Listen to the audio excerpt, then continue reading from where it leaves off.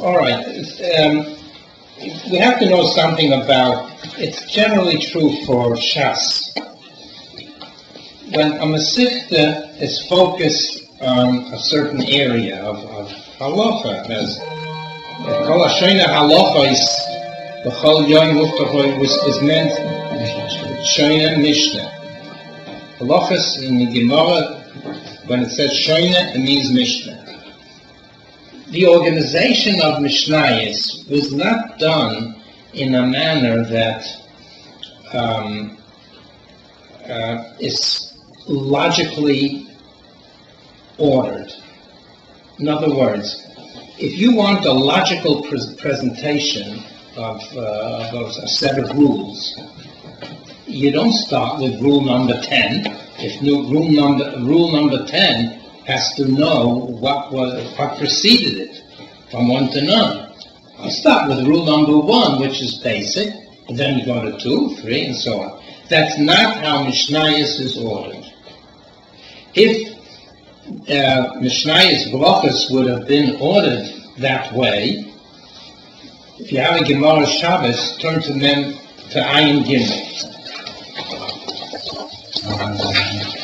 No, you don't have it. You got one of those. What do you have? Art scroll. Oh, here it is. Okay. Volume 1. Oh, very good. Okay. There you have the Mishnah, which if you were going to give a logically ordered presentation of the Mishnayos, you would start with the Mishnah on Daf Ayin Gimel Amud Aleph in the 7th Perek. Avos Malachos, what are the principal Malachos of Shabbos? And he enumerates them. Okay. But that's not the first Mishnah. So the Mishnah, in its ordering, has a different attack, a different scheme. What that scheme is, we should ponder. We'll get there. It's a thing which the Rishonim even spoke about, so it's not going to be ignored. However, if we're going to be learning the Mishnah, as we're going to open up on Daf Beis, and I don't believe a way to learn a Mesechta is helter-skelter, because you're interested in a logical presentation of order. We want the order that Rabbi Yehuda HaNasi had, and maybe Rabbi Yehuda HaNasi didn't make up the order. He got his Mishnah from Rabbi Meir, and Rabbi Meir got it from Rabbi Akiva. Rabbi Akiva was Talmidei Beis Hillel, and Hillel got it from Shmayan. So the order might have been there. Right. So I don't know that and not only that, but the Gemara does make a statement about ordering of Mishnahs. The Gemara says, "Ein Seder LeMishnah," but that's not true. The Gemara itself says it's not quite true. What does Ein Seder LeMishnah mean? The Gemara says, within one Mesechta and another. However, within a single Mesechta, there's rhyme and reason for the Seder of Mishnayos. Now, if this Mishnah that's in front of us is assuming that you know something about Shabbos and about Melachos, specifically about the Malacha of Haitzah, then it's obvious that you have to be led into those definitions. What's Haitzah and what is Malacha? The Mishnah is assuming that you know that already. Where did you know it from? I don't know. You went to Cheder. Maybe when you learned Chumash, it was taught. But even for the specific Malacha that we're honing in on in the beginning of this Mesechta, you need introduction to certain definitions. Because the definition of the Malacha of Haitzah depends on the definition of Rishuyos, of domains. Sorry. That's okay. What's your name? Doug Stahl. You called me on the phone, yeah. I didn't just go up from New Jersey. Okay. You want a Gemara? Do you want to sit over here? Yeah. Sit over here because the phone. I'll get you a Gemara. Get you a Gemara Shabbos. Excuse me for a minute.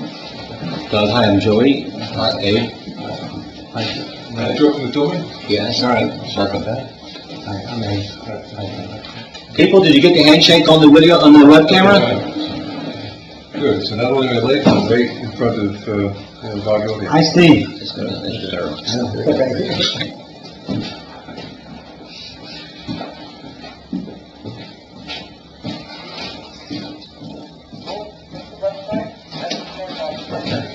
Ezra's Torah camstreams.com. Streams, I think it's in the plural. Lashon Rabbi. Okay, so We haven't started. we're talking about Melacha on Shabbos. Melacha means work in an ordinary sense of the term. When we talk about Melachos on Shabbos, it has specific definitions, but we won't talk about that. But we all know that among the Melachos of Shabbos, which are prohibited, is the Melacha which in Mishnah on Daf Ayin Gimel, was it? Yeah. It's the last of the 39. Last of the 39 is in Makir. No, it's the last. That's the last of those 39 enumerated melachos. Which, in a brief way of generalizing, you could describe as the melacha of transportation. In other words, transporting an object is a melacha, and the weight of the object, the size of the object is irrelevant. If it's moved from one domain to another domain, and now domains have to be defined, and it's all presupposed from this Mishnah. But here we don't have to turn so many pages to get to the definitions of domain. But if you're going to define the melacha of hoitzah, of transportation, and by the way, why should the melacha be called hoitzah, taking out? Because taking in is the same melacha. Bringing in. Yeah. So we'll talk about that also. And these are discussions that come up in the texts. Isn't there a minimum size for what's conveyed? Mm-hmm. Isn't there a minimum size for the thing that is conveyed? If a speck of dust is not a... If dust is useful, then it has no minimum size. If it's gold dust, it's not going to be the same as dust of the earth. It'll be different. So, in order to simply start some understanding of the melacha of hoitzah, we have to know the definition of domains or reshuyos. Okay? What's inside and what's outside. So let's turn to the Gemara, a few daf later on, to the middle of the page, daf vav amud aleph.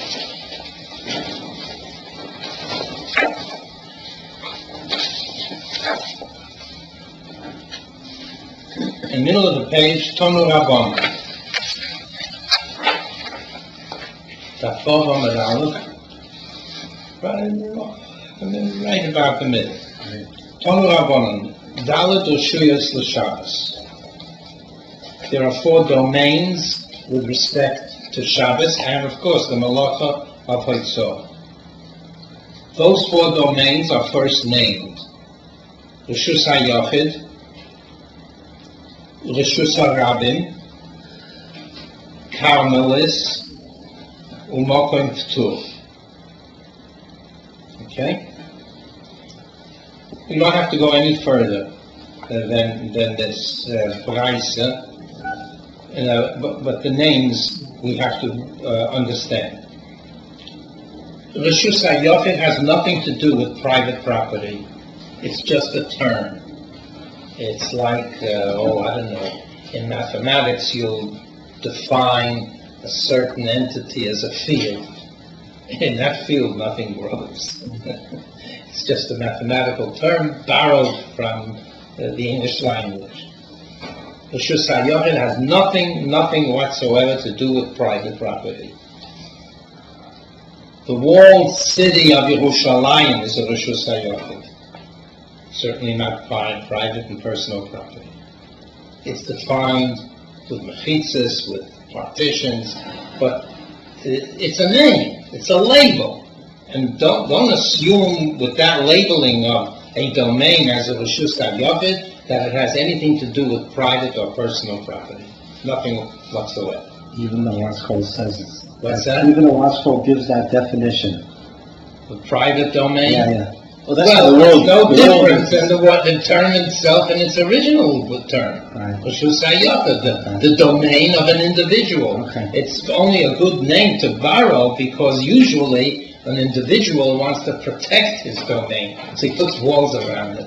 And one of the cardinal and important factors of what defines a Reshus HaYochid is partitioning, enclosure, among other important factors. All right. But what is a Reshus HaYochid? The other Reshus is a Reshus HaRabim. Now, once again, in the Reshus HaRabim, the Rabim here is a descriptive part of the definition. It has to be a place where many, and many is not defined in Gemara, so strange. It's left to the Rishonim to say how much is a crowd. But whatever its definition is of Rabim, it certainly describes an important component of the Reshus HaRabim. It's a public domain. But the public domain is one that shouldn't be understood or assumed to be public in proprietary sense. It has nothing to do with ownership. What it does have to do is the fact that the Rabbim don't want enclosures because it's either a trafficked area by the Rabbim, by the many, or it's a place of congregation of the many, and an enclosure limits that. So it essentially means without enclosures. And then there are dimensions which are important for Reshus HaYochid and Reshus HaRabim. We don't have to go into that. Okay? Then there's a Carmelist. A Carmelist, by the way, the word is of obscure origin, Carmelist. But usually it's interpreted to be like a field. But later, when we get to this Gemara, we'll give more precise definitions of what these Reshuyos, how these Reshuyos are specifically defined.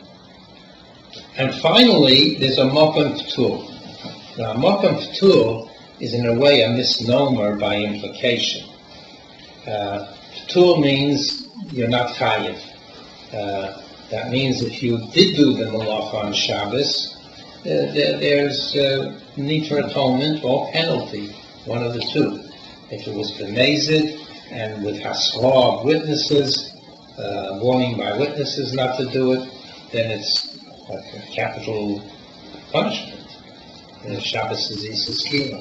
If it was without Eidim and hasra, but it was b'mezid, it's chorus, which means death, premature death. That's what it really means.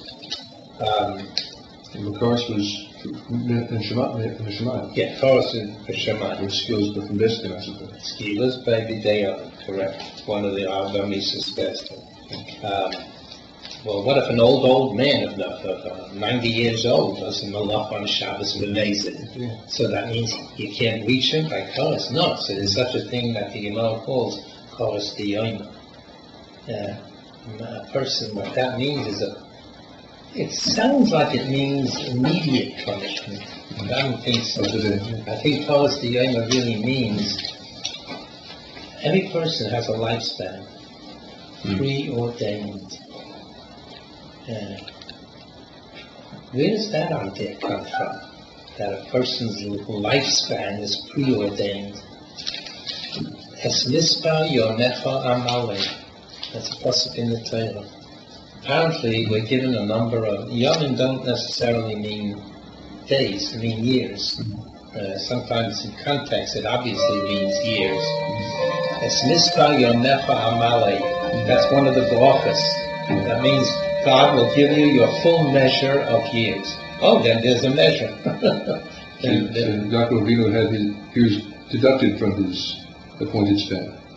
I don't know about that. Well, there's a midrash that says that. If there is. Okay. I don't know about that. Okay. I don't know that he was supposed to.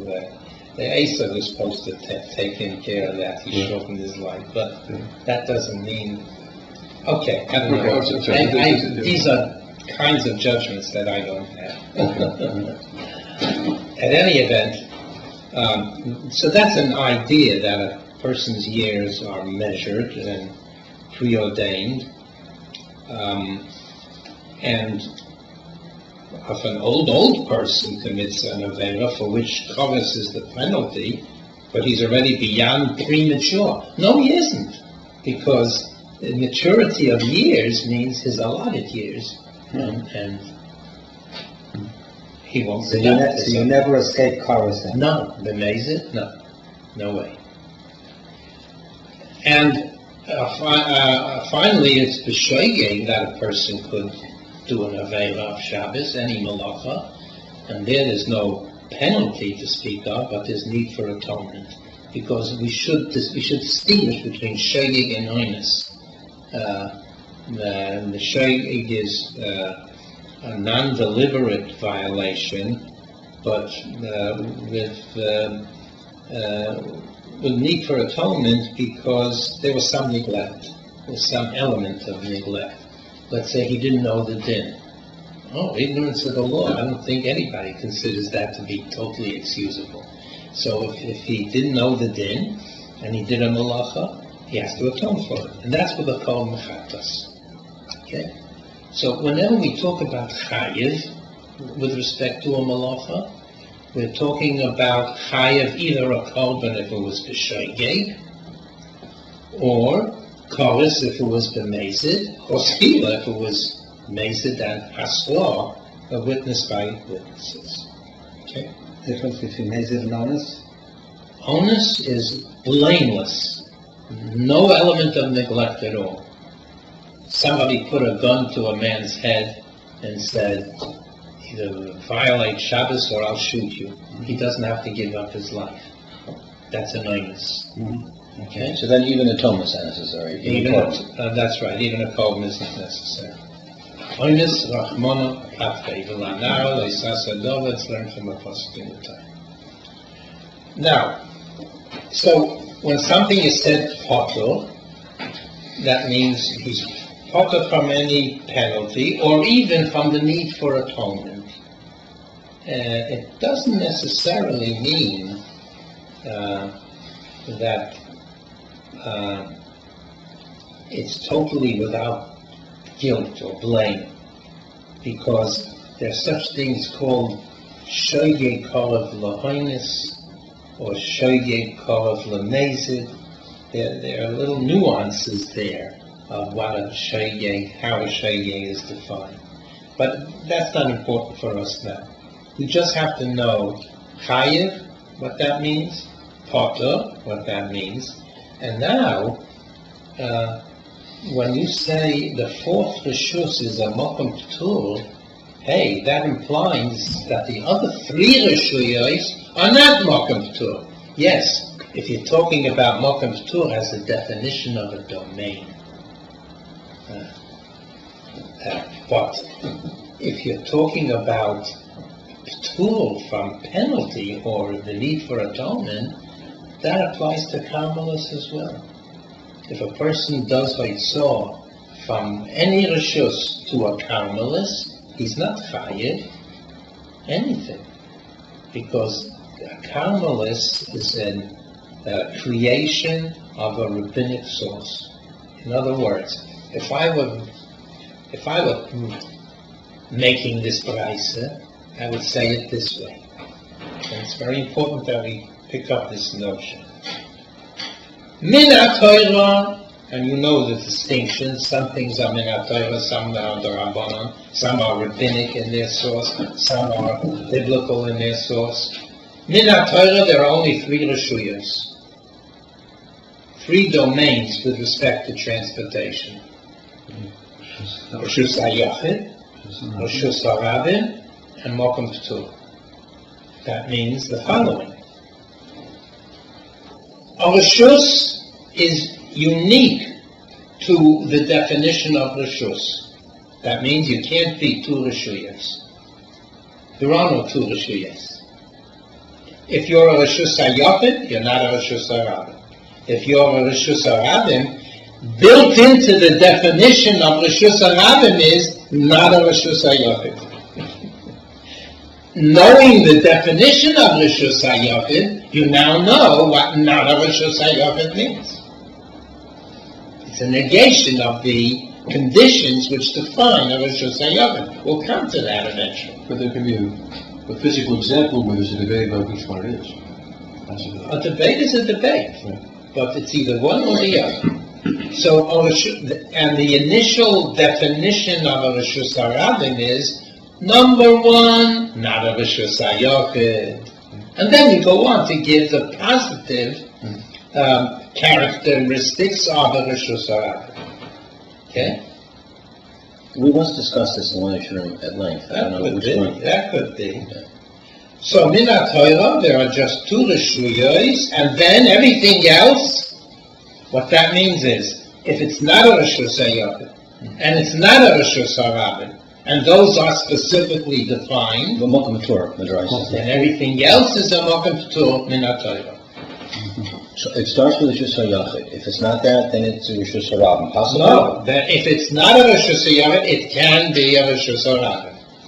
If it is not a Reshus HaYachid, or not a Reshus HaRabim, or I should say, and not a Reshus HaRabim, after the Reshus HaRabim has been defined, then everything else is a Mokum P'tur. Everything else. There is no carmelis in our Torah as a Reshus, because the Torah only deals with whether you're Chayiv or not Chayiv. And Chiyuv only refers to Reshus HaYachid and Reshus HaRabim. Okay? Can we go back to Chiyuv just to understand? So Chayiv means if it's purpose of the struggle around. If it's bemazed with hasra and all that, it's tefillah. Correct. If there's no hasra involved, and it's amazing. It's bemazed, it's karas. And it's babish. Yeah. And if it's neither of those, then it's shogate. Then it's a chatas. Chatas or korban. Right. So that's what chayiv means. One of those 3. So when we learn in the Mishnah pater means none of these 3. That's all it means. Right. Okay. But those categories of chayiv and pater were defined with respect to any malacha of Shabbos, right? In particular to Haitzah. And they depend on whether the person was deliberate in violating Shabbos with that particular malacha, or not deliberate. Okay? But with respect to a Reshus, which is neither a Reshus HaYachid, nor does it meet the definition of a Reshus HaRabim, you can't be Chayiv for Haitzah, taking it out of a Reshus HaYachid into any other Reshus, or taking it out of a Reshus HaRabim into any other Reshus, is only Chayiv if that other Reshus is either Reshus HaYachid to a Reshus HaRabim, or Reshus HaRabim to Reshus HaYachid. There's another qualification for that. Taking an object and transporting it within a Reshus HaRabim for Amos is also a malacha of Haitzah. Which means if you took it out of Reshus HaYachid and out of a Reshus HaRabim and placed it in a Reshus which is neither one or the other, then you put. It's not by definition, what Reitzah means. Everything else is a Mokum P'tur. Now the Chachamim came along and they said, there are places which sort of look like a Rishus HaRabim and somewhat look like a Rishus HaYochid. We'll create that Rishus as a domain on its own. But it's a rabbinic invention. To what extent can the rabbis define a Rishus which the Torah classified as a Mokum P'tur? And they'll classify it as a separate Rishus, which they named Karmelis. Well, they can't say Yechayas Skila with respect to that Rishus. That's not rabbinic authority. They can't say Yechayev Koros. The Eibishter doesn't consider it that way. You can't say Chayev Achatos, because Achatos is also specifically prescribed in the Torah, and you can make up your own Chatos for an Aveira. Let's say you talk Lashon Hara. Oh, it's a big Aveira, right? I want to bring a Korban Chatos. You can't. Korban Chatos is for specific Aveiras, where the penalty, the mazid, would be koros. But if there's no penalty, the mazid koros, there's no chatos. Is there need for atonement? Go find your own way of atonement. But it's not a chatos. It's beeping. What's that? Are we okay? Things are beeping here. And it's flashing.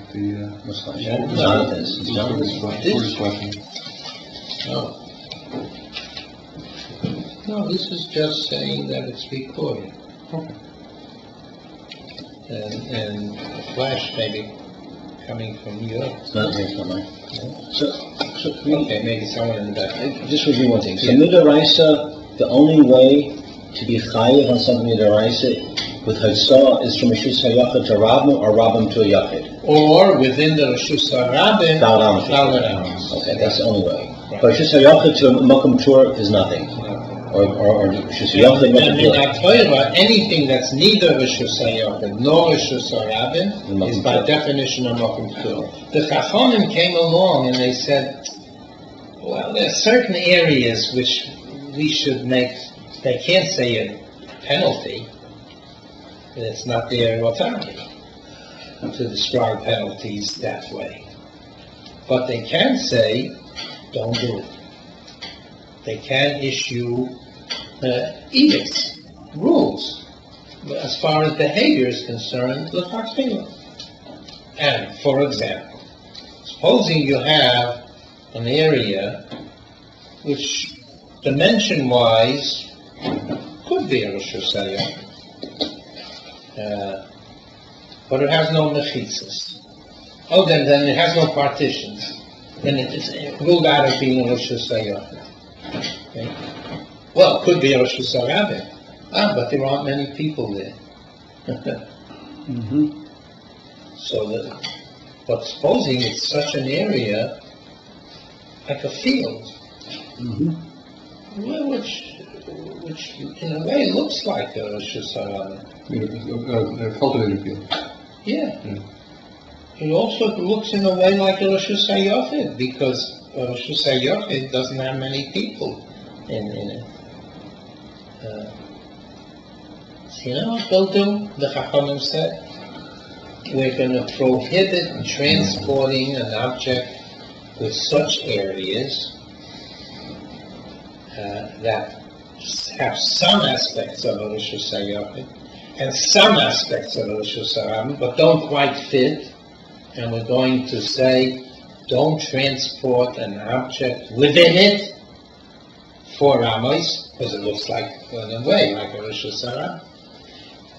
But don't transport any object from any Rishus, Hayopet or Rabin, to that area, to that Karmelis, as they call it.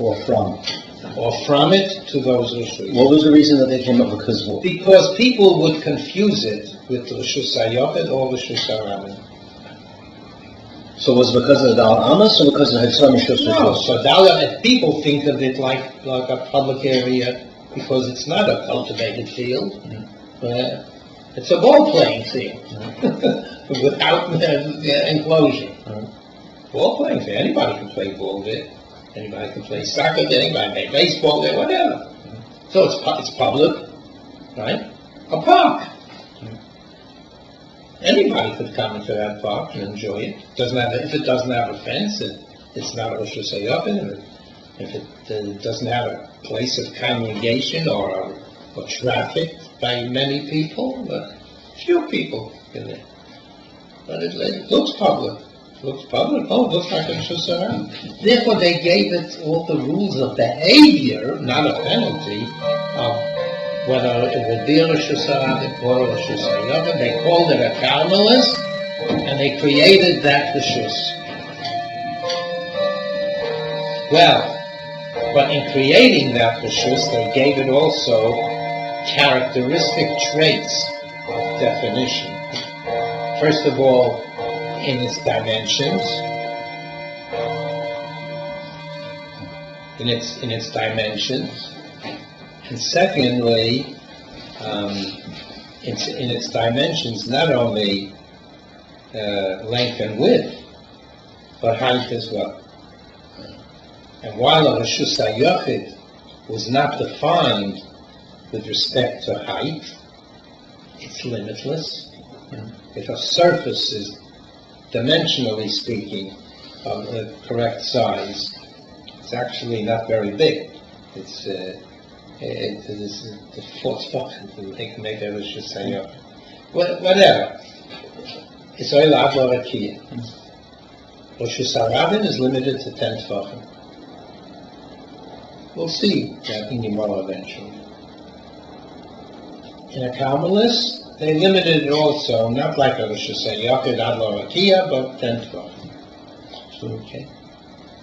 Now, after they gave the definitions of a Carmelist, they said what we would have said for all other Rosh Hashanah, everything else is a Makom P'tur. But the Makom P'tur, if you consider the widespread possibility of a Carmelist being a Rishus, then it has very limited areas which are Makom P'tur. No, I can sort of visualize a Rishus HaYachid. I can sort of visualize a Rishus HaRabin. But how do you visualize a Makom P'tur?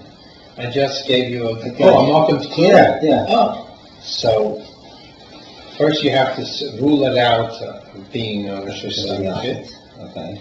Then you have to rule it out from being Rosh Hashanah. On top of the flagpole. Then you, all right, you don't have to go on top of a flagpole, but you don't have to even go to the top of a flagpole. If the space above 10 tefachim from the ground is a Makom P'tur. Whether it's a Rosh Hashanah, not a Rosh Hashanah. There it goes Ad L'Rakia, limitless. Or So any Rosh Hashanah above 10 tefachim? Any Rosh Hashanah above 10 is a Makom P'tur. Is a Makom P'tur. And the same thing for a Carmelist. So if you Carmelist only goes up to 10 tefachim. So if you throw a ball from a Rishus HaYachid, 10 tefachim high outside, sort of like right on the border there, it's a Makom P'tur, then it's sort of okay. Then you're not fired. Right. Yeah. Okay. It's a Makom P'tur. Okay. All right. Okay. Then, on top of everything, now let's get back to Hoitzah itself, the act of transporting.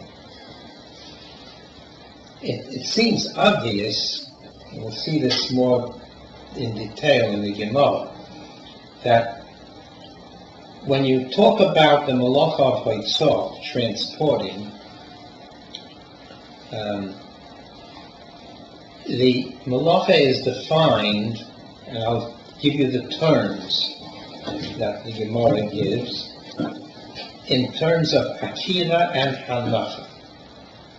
What that simply means in English is the transportation has to be begun from, and here it's plain physics, from a state of rest, made mobile, and finally finding a place of rest. And if you got an object in its mobile state and transported it, who cares how long and how far, you'll never be chayiv for that object if you put it down and put it to rest. Because you only did half of the malacha. Hey, what do you mean? Let's give an example, okay? A baseball player swings his bat at a pitched ball, right? At the crack of the bat, the ball starts flying, right? Somebody grabs that ball in flight and runs with it 10 miles in Times Square. He won't be chayiv. And puts it down. And he puts it down in Times Square, whatever. He won't be chayiv. Why?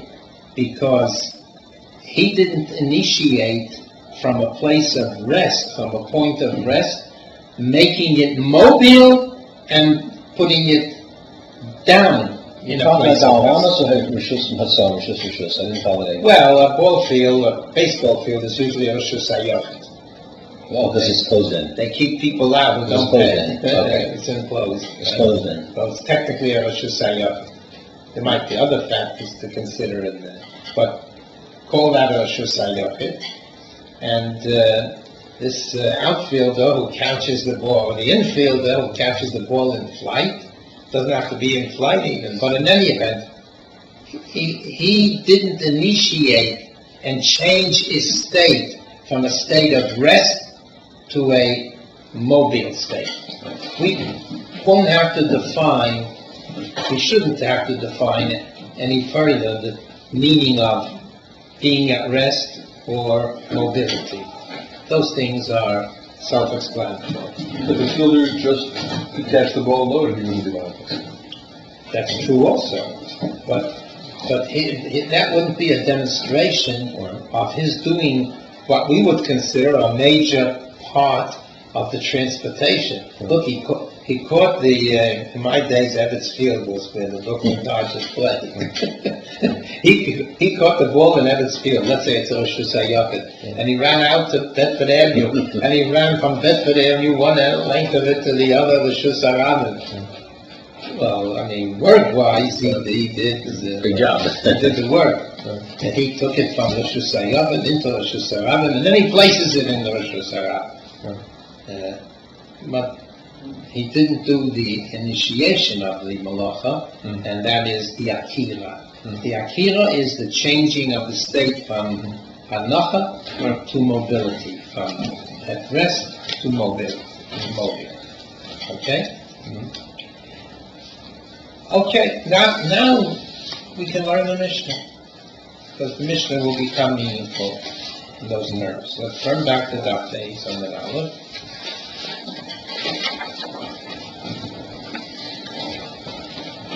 Now, Mishnah likes the organization of terminology which is language-wise similar. So, the expression "shtayim she'ein arba" is an expression which appears in other Mishnayos as well. So the Tana likes to start this Mishnah with that expression as well. Okay. Let's read the Mishnah, or part of it anyway. Yitzias HaShabbos, shtayim she'ein arba b'fnim, u'shtayim she'ein arba b'chutz. That's a mysterious statement. Okay? But if you would have to translate it literally, the first thing is to know that the word Yitzia, as the Gemara will point out later, what it doesn't really mean what it grammatically means. Because Yitzia grammatically would mean going out. To sally forth. All right. Going out. Going out. You can go out on a 100-mile hike and not do a malacha. So, what is the the way of describing the malacha that we're talking about, it's not Yitzia, but Hoitzo.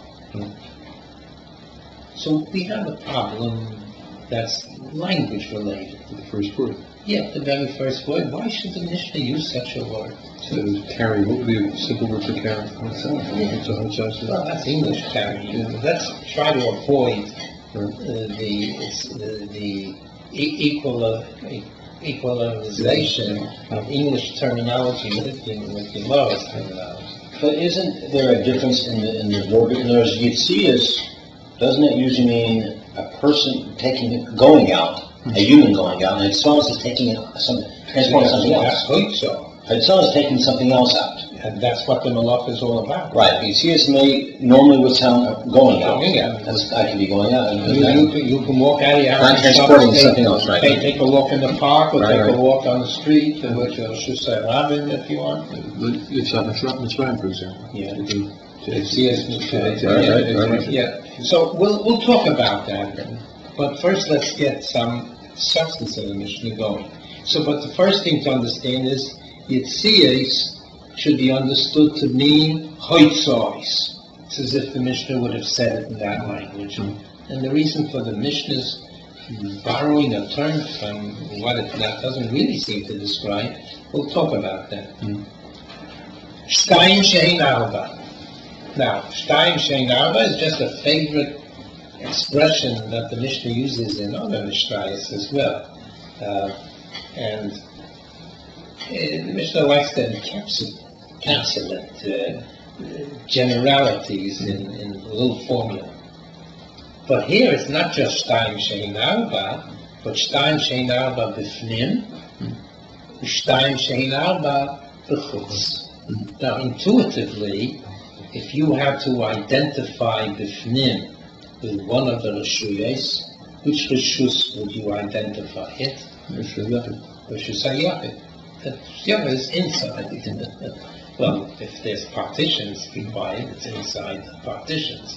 Because those partitions define an inside and an outside. Okay. Shtayim Shein Arba B'chutz. We'll come to the Shtayim Shein Arba. What's outside? What would you think of that? Shusara. Okay. However, this Mishnah exclusively only deals with two Reshuyos. The two Reshuyos the Mishnah deals with are Reshus HaYochid and Reshus HaRabbi. And let me tell you in a nutshell what basic principle the Mishnah is concerned about. Mishnah is concerned about doing a malacha in its entirety, then you're chayiv. Doing a malacha not in its entirety, partial. Well, if a malacha was done, how is the other part done? Oh, the other part could have been done by another person. Two different people. And this is a fundamental rule that the Mishnah wants to lay down. Two people cooperating on a malacha are potter. It's not really a law specific to Hitzah. It's all malachas or unique to Hitzah? That's a good comment. It should be a rule for any malacha. True. If two people hold a knife and they both checked an animal, they're potter. The principle at the Gemara will state it is Shnayim she'asur tu. And now, except that over here, now listen carefully to this, the Mishnah is going to describe not examples of two people who did a malacha cooperatively together, simultaneously, but two people who cooperated on a malacha not simultaneously. That means one initiated the malacha and the other completed it. Sequential. What's that? Sequential. Yeah. And that's a different class of two people who cooperated on a malacha. So you're right in saying this should apply to all malachas. Yeah, but over there you'd be hard-pressed to find examples of initiating the malacha and completing the malacha, where one did half of it, the other did the other half of it. And in Shabbos you can describe such examples. Well, in Sanhedrin, if somebody shoots an arrow and somebody else is holding a shield, and the one who's holding the shield removes the shield before the arrow reaches the mark, then the two people collaborating. But we're not talking about malacha there. Okay. Right. And culpability Right. doesn't necessarily have the same definitions when you cross domains of halacha. Okay. But the two people over here in our Mishnah that are putter, if two team up together, sometimes, yeah. it is the same concept of Stein Shalsu, and it's the same concept, Right. even though it's sequential and different legs of the work. Right. Okay. Now, I just had a question, Rabbi. Yeah, go ahead. The Mishnah is starting off with this Mesechta Shabbos, right? And the question I have is, why doesn't it just sort of simply about carrying from one rishus to another rishus, and as opposed to two different people? Why does it go into? Why are we talking about right away? One person started, another one person's completing it. Why doesn't the Gemara, not the Gemara, the Mishnah, from number one, start off with just one person, and then later on go into one person started, another person's completing it? it isn't a Mishnah. One person doing the malacha. This over here? Yeah. That's what the Stein is all about. Okay. Stein, shehein arba. That means there are two ways of doing it. Transportation, of making hoitzah, where the one who's doing it will be chayiv. That's the Stein. Shehein arba, there are two other ways where he won't be chayiv, where he'll be potter. Okay. All right? So what you're looking for is in the Mishnah. Okay. That's the Stein. Shehein arba are where you're potter. Right, okay. Okay? Okay. Now the Mishnah, in this mysterious generalization, Yitzias Shabbos Shtaim Shein Arba B'fnim, Shtaim Shein Arba B'chutz, is going to demonstrate what he means. The Mishnah didn't lead at this point. Mishnah will clarify what he means by the Shtaim Shein Arba. Moreover, the Shtaim Shein Arba B'fnim, Rashi says, means for one who's inside, and Shtaim Shein Arba B'chutz, for one who's outside, which means one who's in the Rishus HaYochid, that's B'fnim, and for one who is in the Rishus HaRabbi, that's B'chutz. Okay? Now, when we were kids learning a little algebra, and we had a problem, so the problem stands described and ends with a question and asks you to solve the problem. Okay? So we were taught, let x equal, etc., etc. Let y equal, and so on and so on. It could be only one variable, it could be two variables, then you need more information for solving the problem. Okay? That's the next step in the mission. Ketzad. And now, parenthetically, the Mishnah says, let x be the one who is outside. Oh, not x. Let's call the one who is outside in the Rishus HaRabbi the Ani. Balabayis Tifnim. Let us call the one who is inside Balabayis. They're good choices. Poor man and rich man. Yeah, the poor man Is outside. puts his hand out for a handout, Yeah. and the Balabayis puts his hand out to give himself. Oh. It's a fairly positive. Sometimes the Balabayis just puts his hand out, and he only takes it from us. And sometimes the Balabais puts it into the Oni's hand. So this business with Oni and Balabayas is let X equal what this and Y equal that. That's all. He just as well could have said, Reuven is inside and Shimon is outside. Well, that's not going to be a good choice. Because you're going to have to think back, hey, Reuven is inside or outside? What did we say, Reuven? But when you say Oni, you don't have to say the one who is outside anymore. And when you say Balabayas, you don't have to any longer say the one who is inside. So to avoid excess verbiage, we say, let us call the one inside, or the one outside first, the Oni, and let's call the one inside the Balabayas. Okay.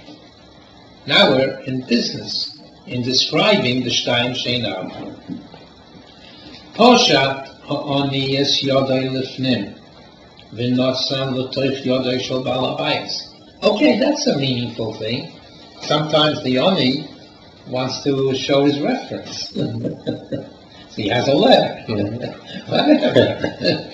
So he's giving something to the Balabayas who's sitting at his window or whatever. Okay, that's irrelevant. The whole characterization of Oni and Balabayas. Oh, I'm sure there are many Mefarshim who have homiletic interpretations of why we're talking about an Oni and a Balabayas. We're not interested in that. We just see that as convenient terms for saving words. We don't have to say the one who's inside anymore. We don't have to say the one who's outside anymore. We'll just say Oni, Balabayas. Everything was transmitted by memory, and then later handwritten text. So, Ketzah, then let Oni be the term for him in B'chutz. Let Balabayas be the term for the one B'fnei. And now, the Shtayim Sheinalba is being demonstrated. Poshet Oni es Yodai L'fnim, V'nosan L'toich Yodai Shel Balabayas. Okay? Now you have an image of what's going on. Of course, you would have to say, the one who's in the Rishus HaRabbi has an object which he places on the hand of the Balabayas, who is inside, with his hand, presumably, too. But instead of saying in all that verbiage, Chutz is short, Pnim is also short, Oni is short, Balabayas is short, and now we just have to describe how this object got its mobility and its place of rest was changed from one rishus to another. So, Poshet ha'oni es yodai lifnim, v'nosan l'toich yodai shel Balabayas. Well, we see that malacha of going. Let's give it a name, because that's a convenient name that the Gemara will give it. Right. Instead of calling it Hoitzah, which it is if you're considering the perspective from the Rishus HaRabbi, we'll call it Achnasa, because that describes the direction of the movement, inside from outside. Yeah, how is it Achnasa? How is it? Well, the object winds up in the Balabayas' Rishus. And that's the resting place. Huh? And that's the resting place. Yeah. Okay. So the Akira, or the movement from a state of rest to mobility, happens with the Onis taking the object. Right. Well, where did he take it from? Well, that's a good question. Let's say he took it from the ground. Because we don't want to complicate it by other extraneous factors. What if he took it from his pocket? What if he took it from a friend? I mean, those are not the ideal. The ideal is to isolate one thing from another. So what you're isolating is taking it from the Rishus HaRabbi, where the Oni is. No, but the Rishus HaRabbi is the ground. It's not the Oni. Okay, so let's say he took it there. And the Mishnah didn't just bother telling you where he took it from. going to turn out that it makes no difference. What's going to make a difference? Whether he picked it up from the ground, Or took it from a friend. or The he ani. had it, the ani, or he took it from his pocket. It won't make a difference. But to idealize and not to complicate it with other considerations, let's say he picked it up from the ground. Okay? That's clearly a case of hoitzah, or if you want to indicate direction, achnasa. Who's going to be chayiv? Huh? He says the only is Only is chayiv. Hey, why isn't this a cooperative participation of two people in the malacha? because the only was doing crossing boundaries. But the balabayas is cooperating. Isn't he cooperating? But The important thing here is his cooperation is totally passive. He didn't take it from the Oni. That's going to be a case later. But he allowed the Oni to place it on his hand. Right. So he's totally passive. So he didn't really contribute anything to the malacha in an active way. Therefore, you attribute the malacha exclusively to the Oni. So if a batter hits a ball out of the stadium into somebody's backyard, and he catches the ball, the guy in the backyard catches the ball, then the batter is chayav, but the catcher in the backyard is. Well, you're raising examples of other considerations. Okay. But we'll leave out those examples Right. because the Mishnah is obviously simplifying the example. Right. So, but now the Mishnah tells you, Oy shenotol mitoicha v'oitzi. That's an example, again, where the Oni is active and the Balabayas is cooperative in some way, but totally passive. He allows the Oni to take something from his hand, which is in the Rishus HaYochid, and to take it out into the Rishus HaRabin. Well, what does it mean when it says V'hoitzi? V'hotzi ha'ani. The Ani was Loitzi it, correct. But what do you do with it after he takes it out? You put it down somewhere. Okay, essentially, in order to avoid the complication of considering whether the hand of the Ani itself is like the Rishus HaRabin or not, we'll say, V'hoitzi, and we put it down on the ground. Also, perhaps, given the example, is likely that it's food and that the Oni eats it. Yes. And then you're introducing other things. Well, they could be handling money The on fact is that so if he there's does a- that, he'll be chayiv even before he eats it. Because the Ani, just taking it and standing still, did have nothing. Okay. But that's some things we have to learn later. Right. In the Mishnah, we have to idealize the Mishnah so that we don't complicate it with other factors. And we would simply say, well, hoitzi means that he put it down on the ground. So, okay. That's a good point. It doesn't say that he put it down. No, it doesn't, because the truth is it doesn't have to be put on the ground. If the Ani is not walking and not in a mobile state, then, and according to Ben Azza, even walking, each step is like hanocha nakira. But that's the Gemara's later on.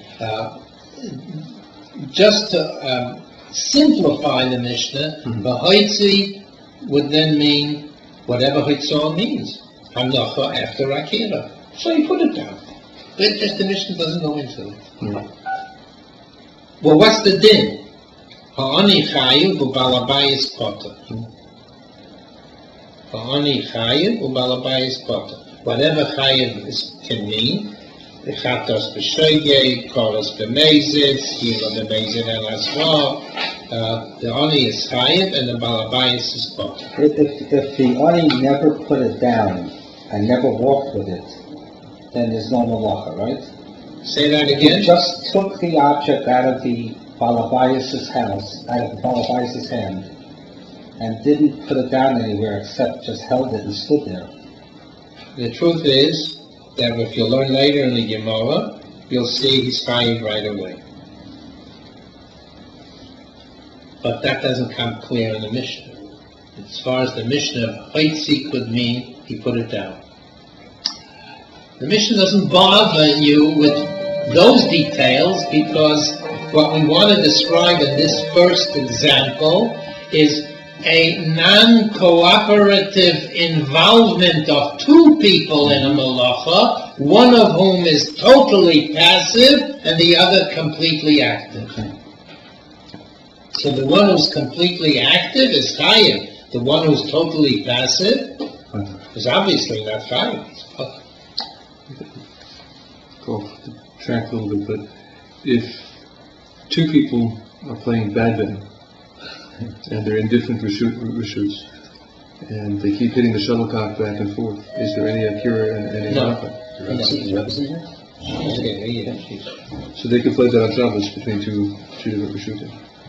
You know, when you have such questions, I carry, but I slugging it back to you. Okay, yes,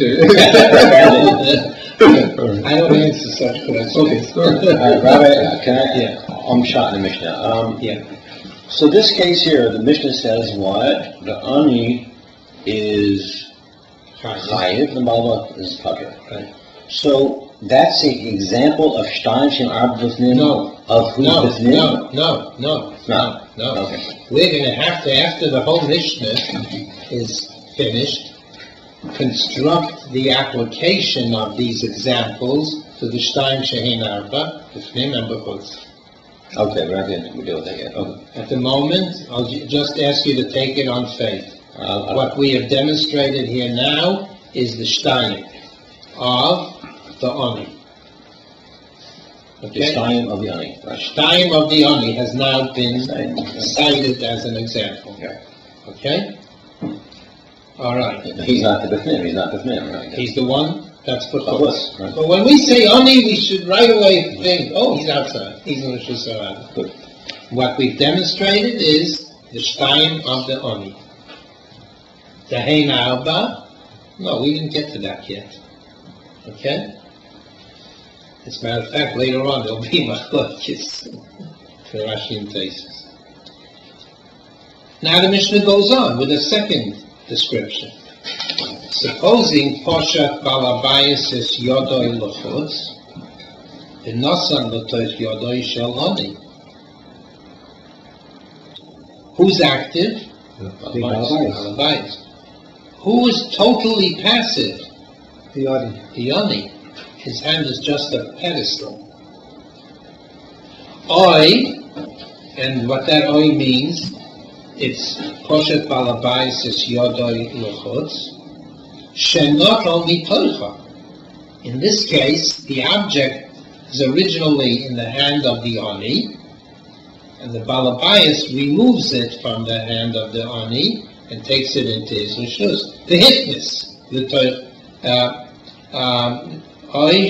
again, Poshet Balabais Yodoi L'chutz, and also Oni, Oi Shenot only Toicha, the hitness, the hit. Note that here again, the Mishnah didn't say what he did with it after he took it inside. Maybe he put it down on his chair, on his floor. Whatever. In this case, Balabai is chayiv, the Oni potter. Because in both cases, the total activity of the malacha, in terms of Akira and Hanocha, was done by the Balabayas, the Oni being totally passive as a pedestal. Either as a pedestal for Hanocha, or as a pedestal for Akira. The first case is the Oni's role as a pedestal for Hanocha. The second case, Oishenotol mitoicha behichnis, the Oni is the pedestal, or his hand is the pedestal for Akira. But the Akira is done actively by the Balabais. These two cases Poshet Oni and Poshet Balabayis are examples of not Shnayim She'asu, two people who cooperate in a malacha. The cooperation is insignificant. It's totally passive. Okay? So, the first case was the Shtayim of the Oni. The second case is the Shtayim of the Balabayis. We still have to get to Shehin Arbi. What does the word kasha mean, actually? To put out, to stretch out. Do we know what Mishnah refers to as Bachut? Say that again? Do we know what the Mishnah means when it says Bifnim? Yeah, Rishus HaYochid. But in the first case of the Ani, one case is going from Mishnah Torah to Yachid, but the second part was from Mishnah Yachid to Torah. Correct. So, does that, how does Mishnah refer to both of those cases? Balabayis. We just got through saying, let Balabayis designate the one who is Bifnim. So when you say Notlo Mitoch Yodo Shel Balabayis, you're saying he took it from Rishus HaYochid. Right? Yeah. We said as a preface, let Oni designate the one who's Bechutz, let Balabayis designate the one who's Bifnim. And this is the Mishnah's way of really showing brevity of statement, so that you don't have to be lengthy in describing who's doing what. Mishnah refers to the position of the Balabai.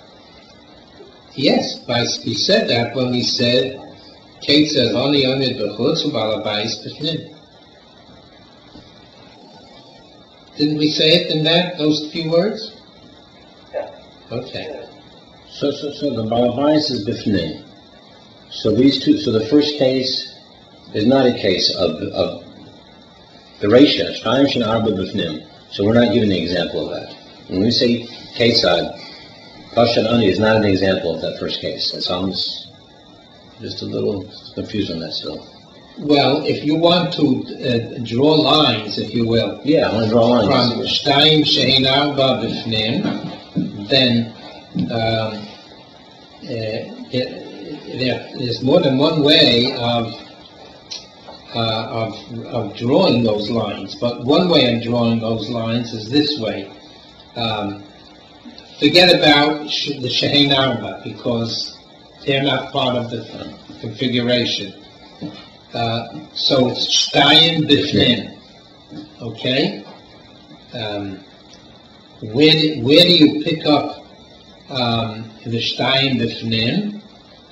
Not from the first example of Poshet Tone is Yodei Lefnim and Osan L'Tech Yodei Shel Balabayis or Shenot Lo Mitocha. That's Shtayim B'chutz. In other words, the Mishnah is going in inverse order. Right, that's what I'm... When he says Ketzad. When he says it's an inverse order. The first statement in the Mishnah was Shtayim Bifnim. That goes on the second poshat. That goes on poshat Balabayis es Yodei L'chutz v'nosan l'tech Yodei Shaloni oisha nokol mitoicha v'hichnis. Wherever it says Balabayis Chayev, that's the Shtayim Bifnim. And wherever it said Ani Chayev, that's the Shtayim B'chutz. Well, it's an inverse order? Yeah, so it is an inverse order. That's all right. That's classic style of a Mishnah. Yep, okay. He says two generalizations, and then he goes in inverse order in describing them. Okay? All right. Now, we still have to talk about Shehin Arba. Right? We don't know any description of that yet. So the Mishnah goes on. Poshet Oni es Yodei Lefnim. In this case, instead of Nosan L'Toich Yodei Shel Balabayis, Noto Balabayis Mitoicha. Okay, now you have the image. The Ani's hand reaches into the window and is inside the Rosh Hashanah. But instead of placing the object in the Balabayas' hand, the Balabayas takes it from his hand. Now you no longer can describe the Balabayas as being completely passive. Therefore, he contributed to the Malacha. What's his contribution to the Malacha? Hanacha. What's the Ani's contribution to the Malacha? Akira. Be seated. But the total Malacha is Akira and Hanacha, and in the in-between mobility. Oh, in this case, who's going to be Chayiv? Nobody. Nobody will be Chayiv, because it's a cooperative doing of the Malacha on the part of two people. Each part is crucial to the Malacha as it's defined. So the Ani is not Chayiv, he did the Akira without the Hanacha. The Balabayas is not Chayiv, he did the Hanacha but not the Akira. Hey, wait a while. Do you have imagery? Here's the Ani's hand. He has something in his hand, and he puts it inside, and now the Balabayas takes it from his hand. Who's done the Akira? The Akira is the Ani. The Balabayas, he's creating the Ani's hand has come to rest inside the He's starting from the outside, and The Ani's outside. Ani puts it good. But why don't we consider the Balabayas taking from the hand of the Ani as Akira? After all, the hand of the Ani is now stationary. I don't mean stationary that you write on. A-R-Y. Yeah. And the Balabayas is giving it mobility. So, Well, like in your sister Yafet, this Akira doesn't lead to anything. well, it does, because if it's Akira from the Ani's hand, well, why should the Ani be considered as making the Akira? So his Akira started from the Rabbi, Correct. and he brought it into the Rosh Hashanah. Correct. And the question is that I have that, did you say before that the airspace of the Rosh Hashanah is the Rosh Hashanah also? Correct. Well, if the Ani's hand has stopped, even before the Balabais removed the object, wouldn't that moment be considered a Hanaka? Well, so you got a problem now, because the Mishnah is going to say Shnei and Keturah. Right, I have a problem.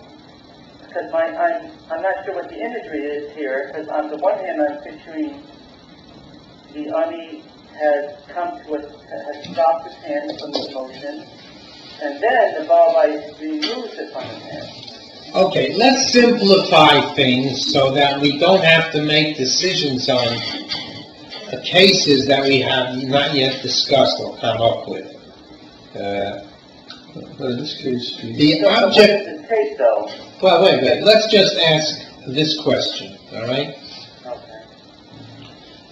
Apparently, if the Balabais takes something from the hand of the Ani, there's an object in his hand. Where did that object come from? From Rosh Hashanah. That's what we should assume. Where in the Rosh Hashanah? even within From the ground. Okay, that's the simplest way of describing it. Right? Only Mishnah doesn't bother telling you that. So, who imparted mobility to an object which was at rest in the Rishus HaRabim? The only thing. The only thing. Let's think of that imagery, because that's the simplest way of reading the Mishnah. So that's the Akira. That's the Akira. Right. Wait a minute. We're not finished yet. Now he puts his hand into the Rishus HaRabim. I'm sorry, from the Rishus HaRabim, after picking up the object from its ground, and he puts it into the Balabayas's Rishus. Okay? How do he put it into the hand of the Balabayas that we already described as only his tayyid, the Balabayas' potter? But he didn't put it into the Balabayas' hand. He kept holding it. The Balabayas took it from his hand. Okay. But let's stop the action in the middle. With his hand in the Rishus HaYofed now, the Onis. Stop the film at that point where the Balabayas is going to be reaching into his hand to take the object. How would you describe the state of the object? At rest, stationary, or mobile? Mobile. Well, Mobile or stationary? That's what I'm asking. Not at rest. Well, no. Well, stationary is at rest. if they're, Oh, I see. Okay, then mobile. Wait a minute. Wait a minute. We have one opinion, Abe, that this is mobile. Two opinions. No, if they're he has one opinion. Let's say it again. Mobile. Mobile. Remember, what are we considering? The only having taken an object from the floor or the ground of the Rishus HaRabim, putting his hand into the Rishus HaYofed, before the Balabayas removes it from his hand. At that point, describe the object, stationary or mobile? Mobility. Abe says mobile. Because he can take it back out again. if the, Philosophy is irrelevant here. Okay. I want to hear an opinion. Your gut opinion is good. if they're cooperating, it would be stationary. If they're not cooperating, if the only and the What you're doing is taking future actions to determine what's earlier. I'm saying if the only wants the Balabayas, Wanting to do a malacha, you're not chayiv. Wanting not to do a malacha is also not enough to make it potter. What you want is totally irrelevant there. But if the intention that the Balabayas takes the object to make it easier for the Balabayas to take it, he would hold his hand still. What do you vote for? Mobility or Stationary. stationary? I have an opinion on that. Yeah, that's it. I don't know if it makes a difference, because the person on the inside, the Balabas, when he takes the object from the ani, the object at that time is already in the Rishus HaYofed. So, to me, it's not as much concern if it's stationary or mobile. The man on the Balabas on the inside, when he takes it out of the hand of the ani, whose hand is stretched in the inside, let's say I'm the Balabas, I'm now getting an object which is in my Rishus, and I'm putting it down, even if the ani's hand. Well, you're making judgments now. I don't know. We can hold up for examination. Right, I'm not sure. No, you just said something which is not so sure. You said the Balabais is taking an object which is already in my Rishus. It's a possibility. I don't know if it's a fact. Right. But in my Rishus, It's in the Rishus HaYofed already, even though the ani is in the Rishus HaYofed would then mean its state is stationary. Is at rest. If it's passing through, it's not in the Rishus. That's right. Look, we have only two states in physics. Mobility and immobility.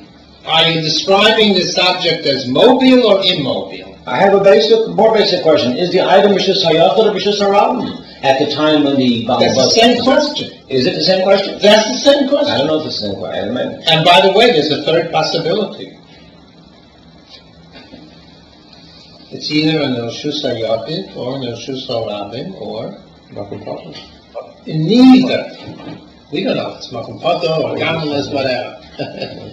It could be neither too. Remember, there are at least 3 Rishuyos in a third, and the 4th with the Rabbi. So if a bird flies low through Rosh Hashanah and passes completely through Rosh Hashanah, was it ever in Rosh Hashanah? Did it ever did? That's a philosophic question. To us, it makes no difference because we have to first decide on the question of mobile or immobile. All right. So it turns out that if you look at the Mishnah and the decision that the Mishnah makes, that when the Balabayas takes it from the hand of the Ani, the Balabayas is active, that the Mishnah considers the state of the object as being in the hand of the Ani before the Balabayas takes it. The Mishnah considers it to be in a state of mobility. So even if physics... So that the Hanocha is made by the Balabayas, because now the Mishnah is describing a case of Shnayim Shasu. Hanacha is just taking it? Hanacha then would just be the taking?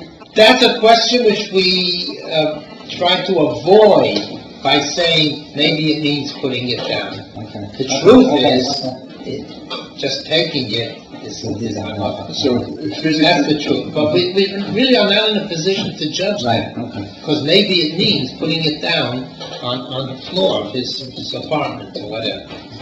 So physics would consider the object stationary, the Mishnah would consider it motion. That's what it seems from the Mishnah, that the object in the hand of the Ani stretched into the Rishus of the Balabayas. Before the Balabayas takes it, that object is considered in a state of mobility. Mobile.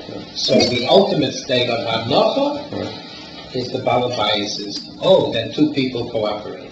So it's considered mobile even if it's stationary?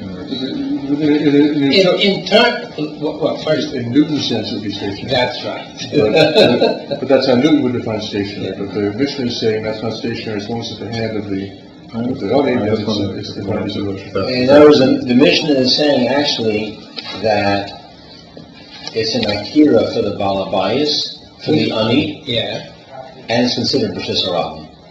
The akira is B'shus Harab, then apparently. Akira, but from where? You could say fit up from the floor, the ground. Again, Mishnah avoids the complication of saying, well, where was it before the Ani got that object? Was it in his pocket? Or was it in his hand? Or where was it before it got to his hand? Naturally. So to idealize things and not to complicate it with other considerations, we'll say, he picked it up from the ground. That's what Ani Oimed B'chutz means. So he's in a position to take an object from the Rishus HaRabim and do what we call akira, mobilizing it, giving it a state of mobility. Okay? So, let's get back to this. Okay, but if it held it in his hand for like 10 seconds, would that make a difference? It can't make a difference because the Mishnah has no consideration of those factors. Makes no difference. It's going to turn out when we see the Gemara that a hand that reaches out into across a barrier which separates the Rishus HaYochid from the barrier can be, by the way, imaginary. An imaginary barrier. Just one, But a hand of a person who's in one Rishus, his hand is across a barrier in another Rishus, that object is in a state of mobility. Yodem Shalodem, Eina Loike Rishus HaYochid, Loike Rishus HaRabim. It's a Gemara later on.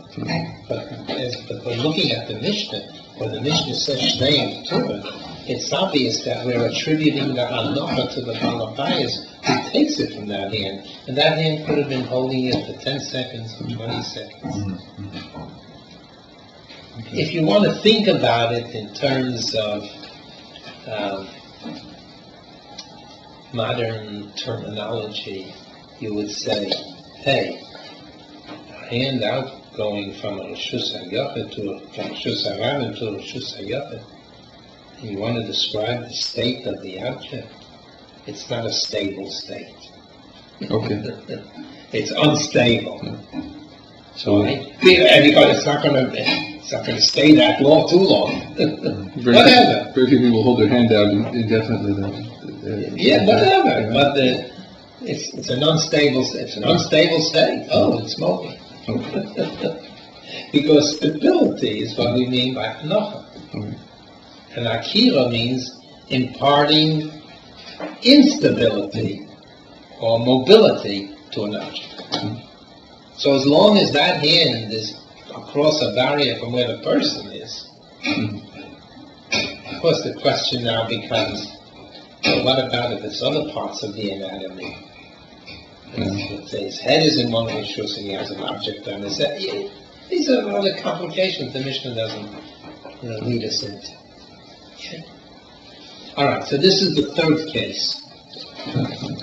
Again, poshetone yesyodei lefnim v'nafal balabayis mitoicha oish nosan letoicha v'hoitzi, which means what?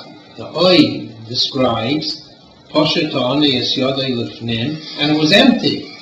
And the balabayis puts something into that hand, v'hoitzi, and the oni takes it out. Shneim pturim. They're both potter. In the second example, Balabayis does the akira,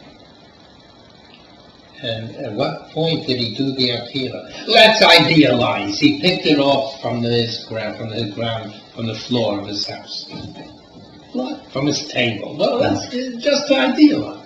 There's the akira. Hey, wait a minute. You mean the akira occurs even before he puts it in the hand of the yoni? Well, that's a question that we can't answer from the Mishnah. But surely, if he put it in the hand of the Ani, who's standing outside, that's an unstable state. Well, at that point, there's surely a Akira. Therefore, the Balabayis made the Akira, but that's all he did. The hand of the Ani, which is not in his own Rishus, but in the Balabayis' Rishus, is not Rishus Harama. Therefore, the Ani taking it out is doing the Hanocha. The Balabayis is therefore Potter, because the end of the Malacha, in terms of the Hanocha and the Rishus Harama, was not done by him, but by the Ani. I'm difficult with that concept of Akira and Rishus Yachid.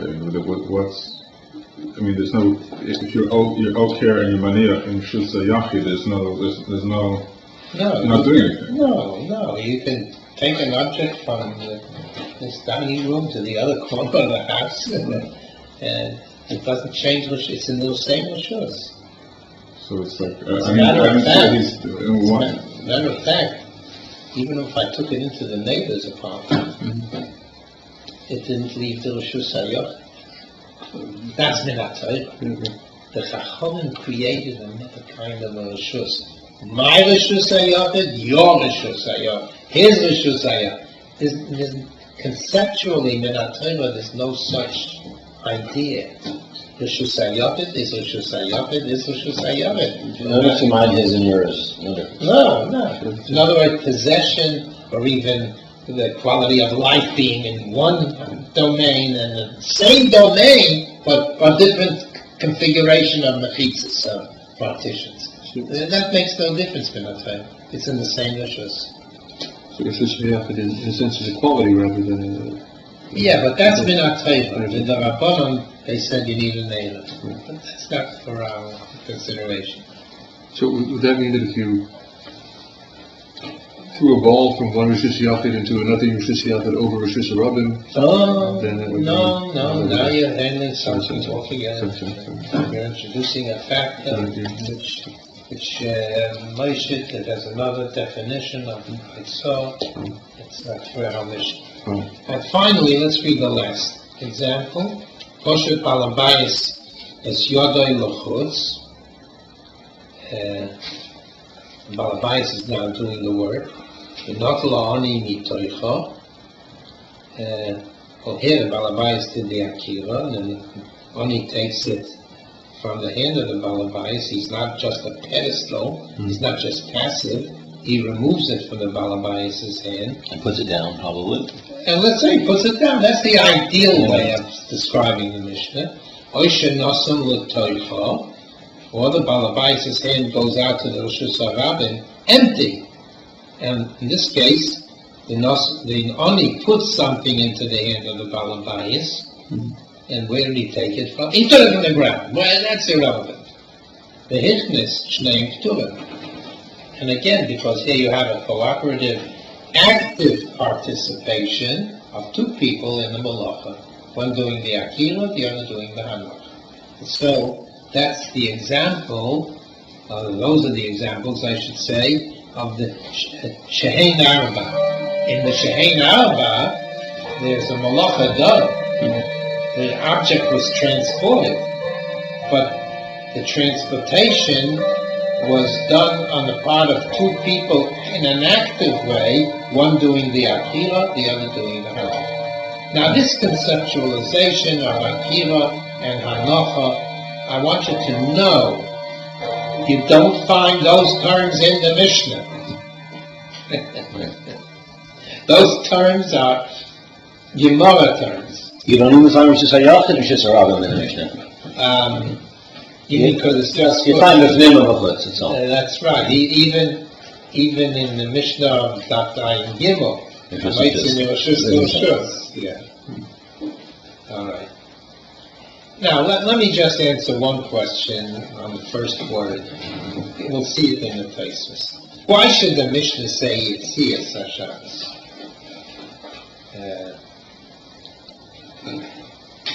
Why not Hoitzos? Yetzia means going out, not taking out. And the answer is this.